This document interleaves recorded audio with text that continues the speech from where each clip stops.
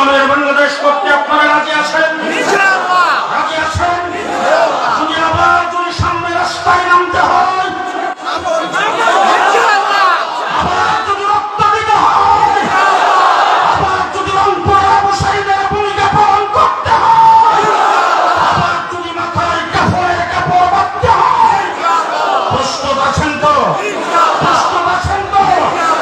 আমরা ফিলিস্তিনে যারা যুদ্ধ করার জন্য প্রস্তুত।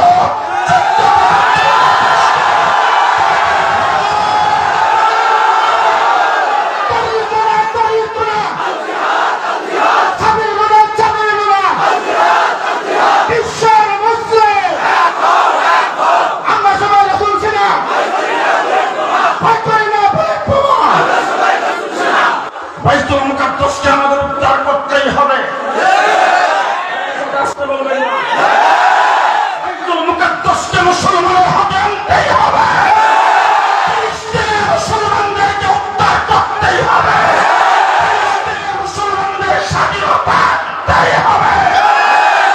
আমরা সবাই সালাউদ্দিন আইয়ুবীর ভূমিকা পালন করতে প্রস্তুত। প্রস্তুত আছেন?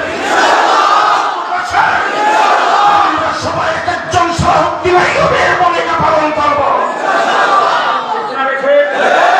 আমার রাসূলুল্লাহ মুহাম্মদ রাসূলুল্লাহ সাল্লাল্লাহু আলাইহি ওয়াসাল্লাম যেখানে নবীদের ইমামতি করেছেন, সেই মসজিদকে মুসলমানের হাতে থাকবে না, কাফেরদের হাতে থাকবে। মুসলমানদের অন্তর কাঁদে কিনা? সেই মসজিদ যদি ইসরায়েলের হাতে থাকে, ইহুদিদের হাতে থাকে, তাইলে আমাদের দুনিয়াতে বেঁচে থেকে লাভ নাই। এটা দেখে যথাযথ পদক্ষেপ আমরা নেব ইনশাআল্লাহ। যতক্ষণ পর্যন্ত আমাদের দেহের ভিতরে প্রাণ থাকবে, আপনার বাইরে বাইরে সামনে পেছনে লড়াই করতেই থাকবো, করতেই থাকবো। মোদী সাহেবকে বলবো, আমেরিকার লোকেরা প্ল্যান করে, মিস্টার মোদী সাহেব আপনি দুটি পড়েন, দুটি সামলান।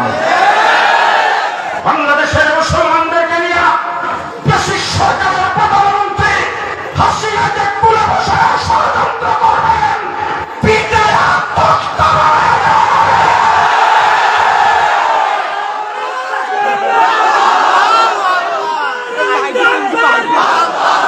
আজকে পরিষ্কার ভাষায় বলা হচ্ছে, মিস্টার মোদী সাহেব আপনার রাষ্ট্র বড়, আমাদের চতুর্দিকে আপনি গাও করে রেখেছেন। আপনার অস্ত্র বেশি, আপনার সৈন্য বেশি, আপনার মানব সরঞ্জাম বেশি, আপনার সব কিছু বেশি, আপনার ক্ষমতা বেশি, কিন্তু আমরা মুসলমান হিসাবে আপনার কি ক্ষমতা আছে সেটা দেখার আমাদের টাইম নাই। বলেন সদর এজলাস মুআজ্জাজ হযরত উলামায়ে কেরাম, আজিজ তোলাবা, সমবেত বিরাদরান ইসলাম, আল্লাহ তাবারক ওয়া তাআলা অসংখ্য গণিত শুকরিয়া যে আল্লাহ পাক একটি দ্বীনি মাহফিলে কোরআন এবং হাদিসের আলোকে বর্তমান সময়ের সময় উপযোগী দিক নির্দেশনা উলামায়ে কেরামের জবান থেকে নেওয়ার জন্য আল্লাহ তাবারক ওয়া তাআলা আমাদেরকে হাজির হওয়ার তৌফিক দান করেছেন। এই জন্য সকলের সমস্যরে শুকরিয়া দান বলবো আলহামদুলিল্লাহ। আমার বন্ধুগণ, হযরত আদম আলাইহিস সালাম থেকে শুরু করে মুহাম্মদুর রাসূলুল্লাহ সাল্লাল্লাহু আলাইহি ওয়াসাল্লাম পর্যন্ত আল্লাহ তাবারক ওয়া তাআলা মানুষের হেদায়েতের জন্য, মানুষকে জান্নাতের পথ দেখাইবার জন্য, আল্লাহর পরিচয় মানুষের সামনে পেশ করার জন্য 1,24,000 নবী প্রতিনিধি, আল্লাহ প্রতিনিধি পৃথিবীতে প্রেরণ করেছেন। আদম আলাইহিস সালাম থেকে শুরু করে ঈসা আলাইহিস সালাম পর্যন্ত হাজার হাজার বৎসর অতিবাহিত হয়েছে। একই সময়ে একাধিক নবী আগমন করেছেন। নবীদের কাছে আল্লাহর পক্ষ থেকে ওহী নাযিল করা হয়েছে, নবীদেরকে কিতাব দেওয়া হয়েছে, আমরা জানি আসমানি কিতাব আল্লাহ পাক নাযিল করেছেন 104 খান। 100 কিতাব ছোট, 4টা কিতাব বড়। তাওরীত, জবুর, ইনজিল, কোরআন। কোরআনে কারীম পৃথিবীতে আসার আগে 103টি কিতাব পৃথিবীতে আল্লাহ পাক প্রেরণ করেছেন। সহিফা নাযিল করেছেন ছোট ছোট কিতাব 100। আদম থেকে শুরু করে ঈসা আলাইহিস সালাম পর্যন্ত নবীদের কাছে যে ছোট কিতাব সহিফা নাযিল করেছেন, আপনাদের কারো জানা থাকলে একটু বলবেন। পৃথিবীর কোন জাদুঘরে, কোন মিউজিয়ামে 100 সহিফার কোন একটার কোন অস্তিত্ব আছে কিনা?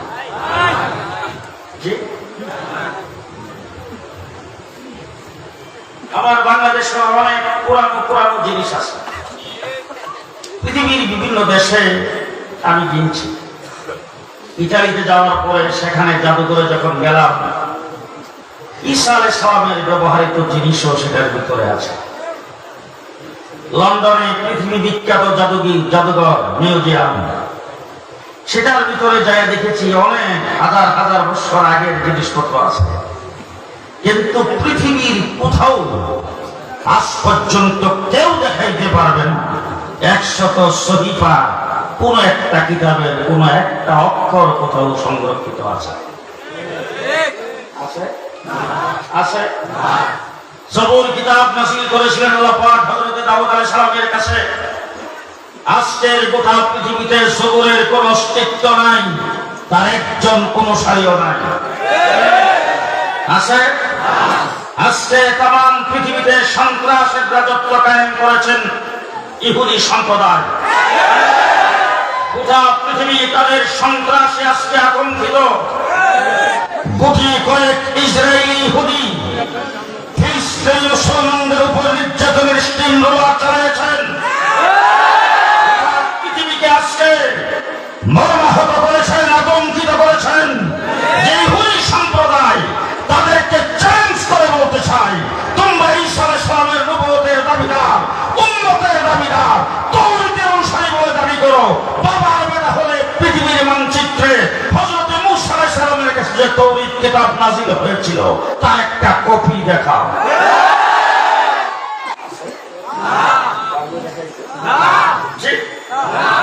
পৃথিবীর কোথাও একটা কপি দেখাইতে পারবে না। এবার আপনাদের জিজ্ঞেস করতে চাই, ইহুদিদের বংশে, ইহুদিদের মাঝে তাওরীত কিতাবের হাফেজ আছে কয়জন? জি? পৃথিবীতে আছে কোথাও? জি? ধর্মচর্চার দিক দিয়ে যদি আজকে আপনি লক্ষ্য করেন, তাহলে দেখবেন ইহুদিরা ধর্মচর্চা খ্রিস্টান থেকে, বুদ্ধিস্ট থেকে, হিন্দুদের থেকে অনেকাংশে বেশি করে। লন্ডনে দেখেছি, ইউরোপে দেখেছি, কানাডায় দেখেছি, আমেরিকাতে দেখেছি ইহুদিদের বড় বড় মাদ্রাসা। সেখান থেকে লোকজন বের হচ্ছে লম্বা পাঞ্জাবি লাগায়া, মাথার মধ্যে আবার ছোট্ট করে এখানে একটা টুপি, আবার এই দিকটা চুল বাড়তি করে, এটা তাদের ধর্মের নিশান। এইভাবে রাস্তা দিয়ে কাঁথার ধরে বের হচ্ছে। কিন্তু সেই জায়গার মধ্যেও আমি চ্যালেঞ্জ করে দিয়েছি, গোটা পৃথিবীর ইহুদি সম্প্রদায়কে চ্যালেঞ্জ করে বলতে চাই, একজন তাওরীতের হাফেজ বের করো। পরে আমার নবী মুহাম্মদ রাসূলুল্লাহ সাল্লাল্লাহু আলাইহি ওয়াসাল্লাম পৃথিবীতে আগমন করেছেন। আর রাসূল সাল্লাল্লাহু আলাইহি ওয়াসাল্লাম আয়েশা দেখেন সেই ঈসা আলাইহিস সালামের ধর্মের অনুসারী যারা, ঈসা আলাইহিস সালামের নবুয়তের অনুসারী যারা, কারণ আমার রাসূলের আগে ঈসা আলাইহিস সালামের পরে মধ্যখানে 500 বছর আগে কোনো নবী পৃথিবীতে আগমন করেন নাই। তাই ঈসা আলাইহিস সালাম যে আদর্শ তাদের কাছে রেখে গিয়েছিলেন, সেই আদর্শের উপরে তারা একজন নাই। বাইতুল্লাহর ভিতর থেকে মূর্তি দিয়ে সাজাইছে। জিজ্ঞেস করতে চাই, ঈসা আলাইহিস সালাম কি মূর্তি পূজা করতেন? ঈসা আলাইহিস সালামের আদর্শ কি মূর্তির আদর্শ ছিল? ঈসা আলাইহিস সালামের সংস্কৃতি, কৃষ্টি, কালচার কি মূর্তি পূজা ছিল? তবে ঈসা আলাইহিস সালামের অনুসারী যারা, ঈসা আলাইহিস সালামের উম্মতের দাবিদার, ঈসা আলাইহিস সালাম সর্বশেষ নবী হিসেবে আগমন করেছিলেন আমার নবীর আগে। সেই ঈসা আলাইহিস সালাম চলে যাওয়ার পরে ঈসা আলাইহিস সালামের কৃষ্টি, কালচার 500 বছর পরে রাসূল ঈসা কিছুই দেখে নাই। 360 ফুট স্থাপন করেছে বাইতুল্লাহর চতুর্দিকে। বাইতুল্লাহর ভিতর থেকে মূর্তি দিয়ে সাজিয়েছেন। তারা লাত, উজ্জা, হুবল, মানাতের পূজা করে। শুধু তাই না, বাইতুল্লাহ শরীফ উলঙ্গ হয়ে দোয়া করে। বছর? কয় বছর পরে? বুঝছেন, অসভ্যতার এমন চরম পর্যায়ে পৌঁছেছে, মেয়ে সন্তান জন্মগ্রহণ করলে বংশের কলঙ্ক মনে করে জিন্দা কবর দেয়।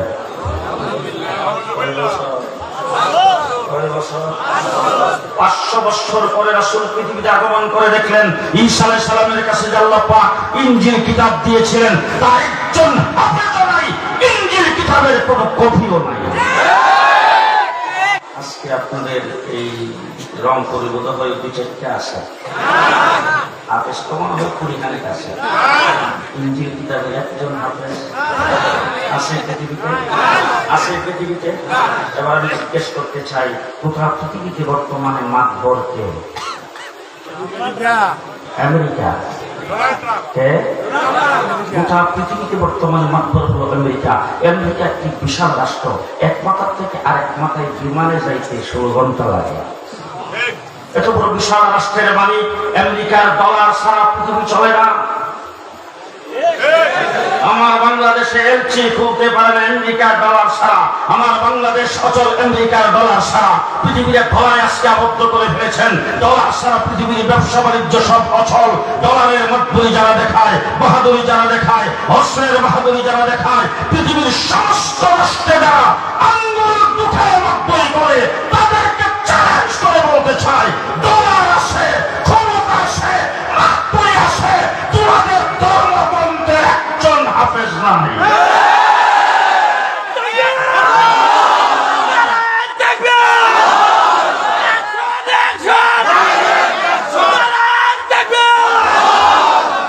ডলার আছে হাফেজ, মাতবরি আছে হাফেজ, অস্ত্র আছে হাফেজ, ক্ষমতা আছে হাফেজ, আছে নাই মুসলমানদের ধর্মগ্রন্থের হাফেজ?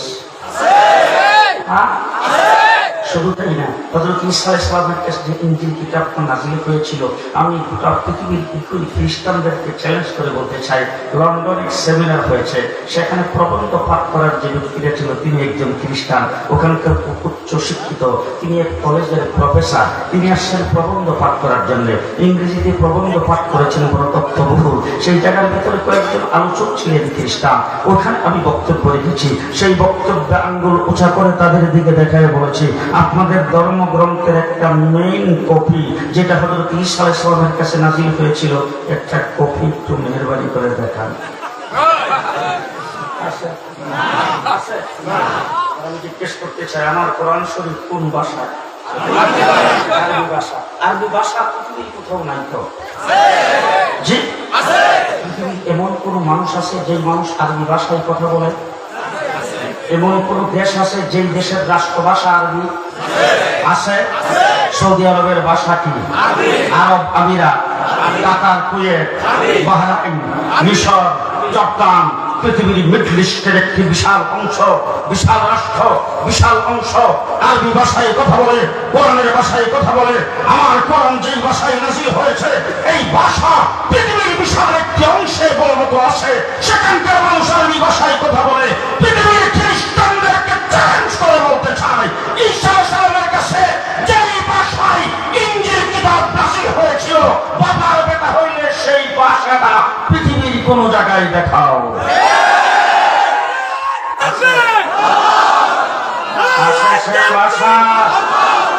সেই ভাষার অস্তিত্ব পৃথিবীতে নাই। শুধু আজকে নাই না, গত 1500 বছর আগের থেকেই নাই। 500 বছর পরে আমার রাসূল পৃথিবীতে আগমন করে দেখলেন ঈসা আলাইহিস সালামের কৃষ্টি কালচার, তার সংস্কৃতি, তার কিতাব, তার ওহী, তার আদর্শ, তার শরীয়ত, তার সুন্নাত, যাবতীয় সবকিছু শেষ করে দিয়ে মানুষগুলি বড় বড় জাতিতে পরিণত হয়েছে। এখন শেষ ওয়াজ, আমার শেষ কথা আমার আপনাদের সামনে, আপনাদেরকে জিজ্ঞেস করতে চাই, আমার নবী দুনিয়া থেকে গেছে কয় বছর? 1450 বছর আমার নবী পৃথিবীর থেকে বিদায় গ্রহণ করেছেন। পৃথিবীতে থেকে 1450 বছর হয়েছে রাসূল দুনিয়া থেকে বিদায় গ্রহণ করেছেন। ফজরের নামাজ মনে হয় রাসূলের সময় ছিল 20 রাকাত, এখন কাজ সাফ করতে করতে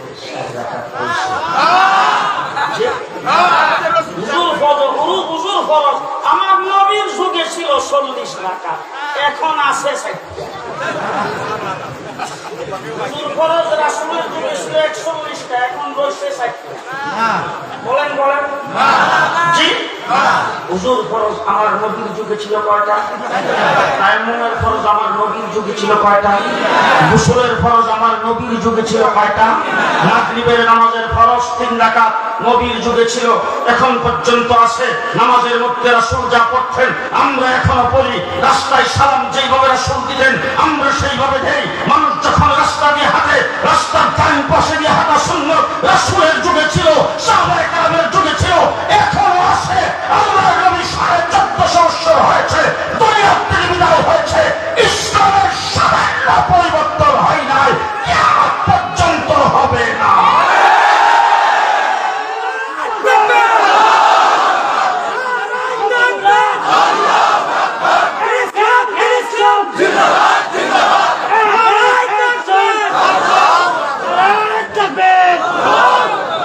মুসলমান, আপনাদের সামনে আমার বড় বক্তব্য শেষ। এই কথাটাই শেষ কথাটাই আপনাদের সামনে বলার জন্য দাঁড়িয়েছি। এটি আমার জেহেনের মধ্যে আল্লাহ পাক ঢেলে দিয়েছেন, এই কথাটাই বলতে চাচ্ছি। মাত্র 500 বছরে সব শেষ হয়ে গেল, আর 1450 বছরে সামান্য থেকে সামান্য জর্রা পরিমাণ ইসলামের কিছু আজ পর্যন্ত কেউ শেষ করতে পারে নাই। 1450 বছর পর্যন্ত ষড়যন্ত্র করেছেন। আবু জেহেল থেকে ষড়যন্ত্র শুরু হয়েছে, আবু লাহাব থেকে ষড়যন্ত্র শুরু হয়েছে, মক্কার কাফের মুশরিক থেকে ষড়যন্ত্র শুরু হয়েছে। ষড়যন্ত্রের মাত্রা দিন দিন বাড়তেছে, ইসলামও দিন দিন বাড়তেছে, ষড়যন্ত্রের মাত্রাও বাড়তে থাকবে। পৃথিবী আজকে আবিষ্কারের যুগ, আবিষ্কার হয়েছে, মোবাইল আবিষ্কার হয়েছে, ইন্টারনেট আবিষ্কার হয়েছে, গুগল আবিষ্কার হয়েছে, ইউটিউব আবিষ্কার হয়েছে, ইন্টারনেটের যুগ। আজকে বিভিন্ন প্রযুক্তি আবিষ্কার হয়েছে, সমস্ত আবিষ্কারের মাধ্যমে ইসলামের উপর আঘাত করা হয়েছে। আজ পর্যন্ত ইসলামের একটা রূপকেও শিখতে পারে নাই, কিয়ামত পর্যন্ত পারবে না। বাড়তেছে না কমতেছে? বাড়তেছে না কমতেছে? আজকের গোটা পৃথিবীতে আমেরিকা যখন দেখলো তাদের ডলার খরচ করেছে, লক্ষ লক্ষ লক্ষ লক্ষ ডলার খরচ করেছে একজন হাফেজ তৈরি করার জন্য, কিন্তু হাফেজ তৈরি করতে সক্ষম হয় নাই। তাদের বাইবেলের, তাদের ইনজিল কিতাবের একজন হাফেজ যখন তৈরি করতে পারে নাই, তখন তারা নিজেরা রিচার্জ করতে শুরু করেছেন। আমেরিকা রিচার্জ করেছে গোটা পৃথিবীর মুসলিম অমুসলিম রাষ্ট্রে মুসলমানদের সন্তানেরা কতগুলি হাফেজে কোরআনের রিচার্জ করে তারা যে রিপোর্ট সর্বশেষ পেশ করেছেন, সেই রিপোর্টের মধ্যে আসছে বর্তমান পৃথিবীর আসমানের নিচে জমিনের উপরে আমেরিকার বিপদে আসছে 1,65,00,000 মুসলমানের কোরআনে হাফেজ। এই সংখ্যা দিন দিন কমতেছে না বাড়তেছে? দিন দিন কমতেছে না বাড়তেছে? দিন দিন বাড়তেছে, কমতেছে না। তার কারণ হলো তার লাগাম কার হাতে? আস্তে আস্তে আস্তে কার হাতে? কার জোরে কার হাতে? অতীতে নবী আগমন করেছেন, নবী চলে গেছেন, পরবর্তী উম্মতের কথা কাহার কোনো চিন্তা ভাবনা করে নাই, চিন্তা ভাবনা করতে হয় নাই। তার কারণ হলো উনি দুনিয়াতে নবী হয়ে আসছেন, নবী উনি চলে যাবেন, পরবর্তী আল্লাহ পাক মানুষের হেদায়েতের জন্য আরেকজন নবী প্রেরণ করবেন। সেই নবীর দ্বারা আল্লাহ পাক হেদায়েত করবেন। ওনার উম্মতের চিন্তা ওনার করে দরকার কি? ওনার কাছে যে ওহী আল্লাহ পাক নাযিল করেছিলেন সেটা সংরক্ষণের ব্যবস্থা ওনার করার দরকার কি? ওনার কাছে যে কিতাব আল্লাহ দিয়েছিলেন সেই কিতাব সংরক্ষণের ব্যবস্থা করার দরকার তো ওনার নাই। তার কারণ হলো উনি যখন চলে যাবেন ওনার মুজিজাও চলে যাবেন, ওনার কিতাবও চলে যাবেন। আল্লাহ পাক আবার নবী প্রেরণ করে, সেই নবীর সময় অনুযায়ী আল্লাহ ওহী নাযিল করে, শরীয়ত কায়েম করে, মানুষের হেদায়েতের ব্যবস্থা করবেন। কিন্তু আমার নবী মুহাম্মদুর রাসূলুল্লাহ সাল্লাল্লাহু আলাইহি ওয়াসাল্লাম উম্মতকে লাওয়ারিস ছেড়ে দিয়েছেন নাই। রাসূল সাল্লাল্লাহু আলাইহি ওয়াসাল্লাম 23 বছরের নবুয়তের জিন্দেগিতে জর্রা পরিমাণ কোনো একটা মুহূর্ত এমন ছিল না যেই মুহূর্তে রাসূল উম্মতের কথা স্মরণ করে নাই। আমার দেশের বড় বড় সরকার রাষ্ট্রপ্রধানদেরকে দেখেছি, তারা যখন জাতিসংঘের মিটিংয়ে যায়, তারা যখন পৃথিবীর কোনো বড় দেশের কোনো মিটিংয়ে যায়, তখন কিন্তু তাদের দেশের প্রজাদের কথা কোনো খবর থাকে না, ঠিক না? আমার নবী মুহাম্মদুর রাসূলুল্লাহ সাল্লাল্লাহু আলাইহি ওয়াসাল্লাম যেই সফর করেছেন পৃথিবীর কোন রাষ্ট্র প্রধান কেন কোন নবীও এই সফর করতে পারে নাই, কিয়ামত পর্যন্ত কেউ করবে না। এই সফরটার কি নাম? আজ মুহাম্মদ রাসূলুল্লাহ সাল্লাল্লাহু আলাইহি ওয়াসাল্লামকে আল্লাহ তাবারক ওয়া তাআলার পক্ষ থেকে জিবরাইল আমিন এসে ঘুম থেকে রাসূলকে উঠায়া তারপর হুজুর আকরাম সাল্লাল্লাহু আলাইহি ওয়াসাল্লামকে নিয়ে চলছেন। আল্লাহ তাবারক ওয়া তাআলা 1,24,000 নবী হযরত আদম থেকে শুরু করে ঈসা আলাইহিস সালাম পর্যন্ত সমস্ত নবীদেরকে আল্লাহ পাক অর্ডার করেছেন, আমার হাবিব আমার দরবারে আসতেছে, আমি জিবরাইলকে প্রেরণ করেছি আমার হাবিবকে আমার দরবারে নিয়ে আসার জন্য। তোমরা আমার হাবিবকে রিসিপশন করার জন্য বাইতুল মুকাদ্দাস যাও।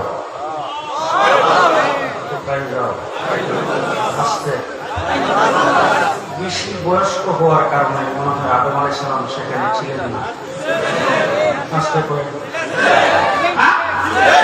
ইব্রাহিম আলাইহিস সালাম, নূহ আলাইহিস সালাম, মূসা আলাইহিস সালাম, ইউসুফ আলাইহিস সালাম 1,24,000 নবীকে আল্লাহ পাক সেখানে হাজির করেছেন। হুজুর আকরাম সাল্লাল্লাহু আলাইহি ওয়াসাল্লাম সমস্ত নবীদের ইমামতি করেছেন। জায়গাটা হইল কেরামতি মসজিদ। কোন জায়গায়? বাইতুল মুকাদ্দাস। মুসলিম আমলে মুহাম্মদ রাসূলুল্লাহ সাল্লাল্লাহু আলাইহি ওয়াসাল্লামের উপর যখন নামাজ ফরজ করা হয়েছে, মুসলমানরা যখন প্রথম নামাজ পড়তে শুরু করেছে, তখন মুসলমানদের প্রথম কিবলা ছিল কোন দিকে? বাইতুল মুকাদ্দাসের দিকে। বাইতুল মুকাদ্দাসটা তৈরি করেছেন ডক্টর ইউনূস সাহেব। আসি না? কে তৈরি করেছেন? হযরত সুলাইমান আলাইহিস সালামকে কে তৈরি করেছেন? হযরত সুলাইমান আলাইহিস সালাতু ওয়াস সালাম বাইতুল মুকাদ্দাস তৈরি করেছেন, লেবার হিসাবে কাজ করেছেন জিনদেরকে। কাকে? জিনদের মাধ্যমে লেবার হিসাবে কাজ করে হযরত সুলাইমান আলাইহিস সালাম বাইতুল মুকাদ্দাস তৈরি করেছেন। আর সেই বাইতুল মুকাদ্দাসে ইমামতি করে সমস্ত নবীদেরকে মুক্তাদি বানায়া নামাজ আদায় করেছেন ইমামুল মুরসালিন, ইমামুল নবী, ইমামুল আম্বিয়া মুহাম্মদুর রাসূলুল্লাহ সাল্লাল্লাহু আলাইহি ওয়াসাল্লাম, যেটা মুসলমানদের প্রথম কিবলা ছিলেন। সেই বাইতুল মুকাদ্দাস আজকে ইসরায়েলে দখল করে যেখানকার মাটির নিচে হাজার হাজার নবী শুয়ে আছেন, সেখানে প্রত্যেক দিন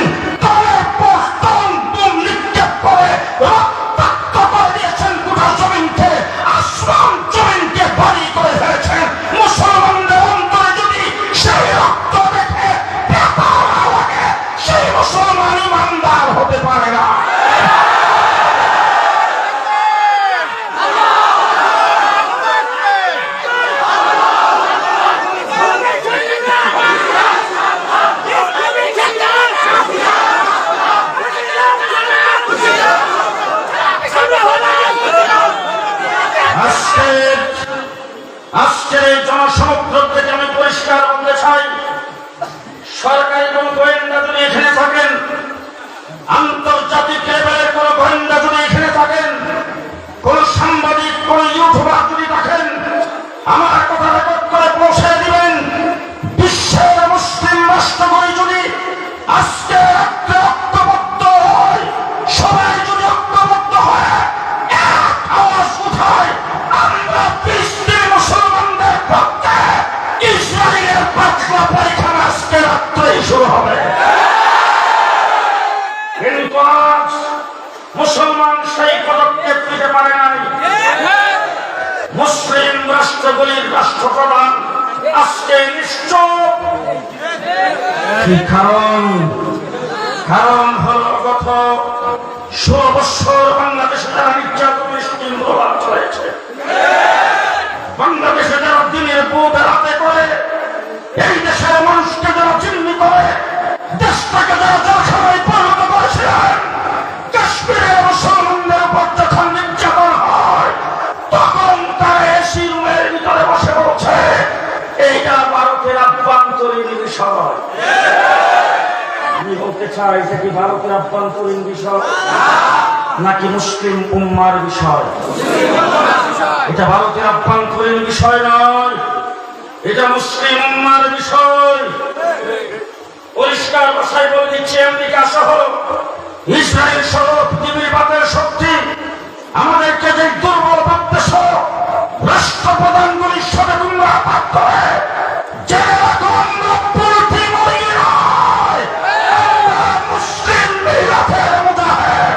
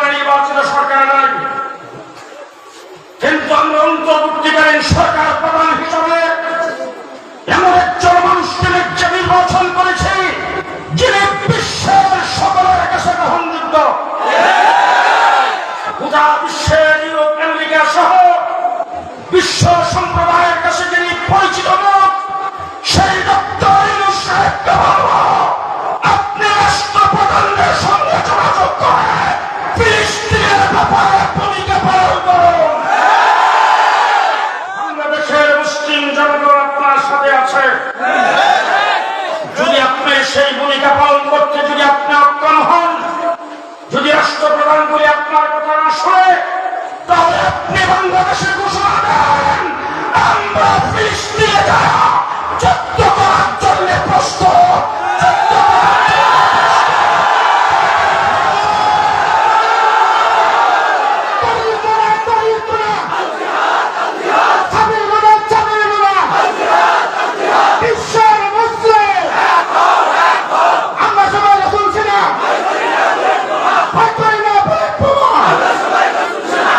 বাইতুল মুকাদ্দাসকে আমাদের উদ্ধার করতেই হবে। বাইতুল মুকাদ্দাসকে মুসলমানের হাতে আনতেই হবে। ফিলিস্তিনের মুসলমানদেরকে উদ্ধার করতেই হবে। ফিলিস্তিনের মুসলমানদের স্বাধীনতা আনতেই হবে। আমরা সবাই সালাউদ্দিন আইয়ুবীর ভূমিকা পালন করতে প্রস্তুত। প্রস্তুত আছেন?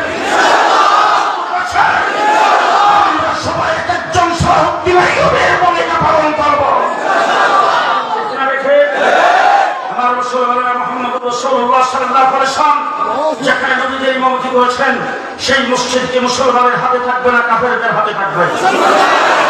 মুসলমানদের অন্তর কাঁদে কিনা?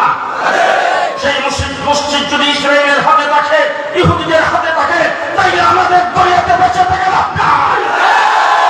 এটা দেখে যথাযথ পদক্ষেপ আমরা নেব ইনশাআল্লাহ। আপনারা সবাই প্রস্তুত আছেন তো?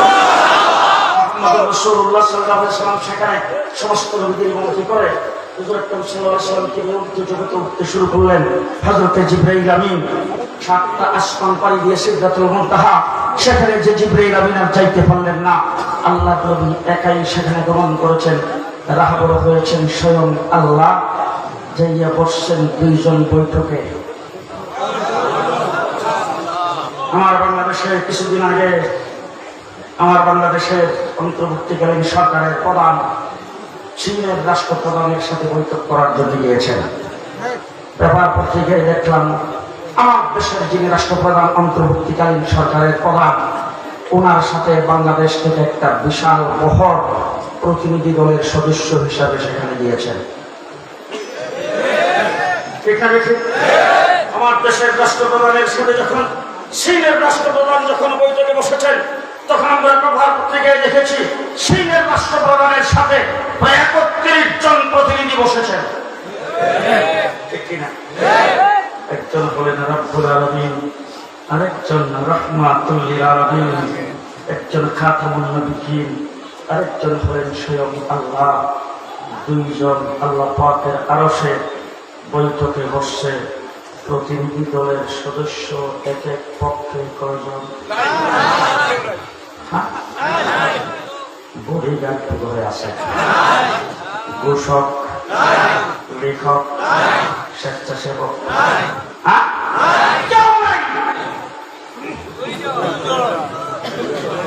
একজন রব্বুল আলামিন, আরেকজন রাহমাতুল লিল আলামিন। দুইজনের বৈঠক। বসে আছেন, ওনাদেরকে সাক্ষী রেখে বলতে চাই, আমাদের দেশের রাষ্ট্রপ্রধান যদি কোথাও যায়, দ্বিপাক্ষিক বৈঠক যখন হয় তখন কয়েকটা চুক্তি স্বাক্ষর হবে, সেইগুলি লেখা থাকে। যতগুলি চুক্তি স্বাক্ষর হয় পরের দিন পেপার